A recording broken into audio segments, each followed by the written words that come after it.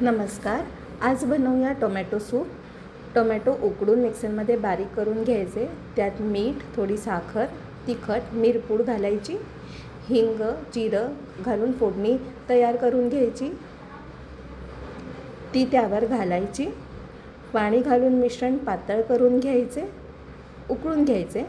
ब्रेडचे तुकडे तळून घ्यायचे, ते सूपमध्ये घालायचे